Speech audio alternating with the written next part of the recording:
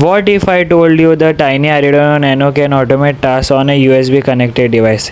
In today's video, I will show you how a program and demonstrate it on my authorized device. Let's get started.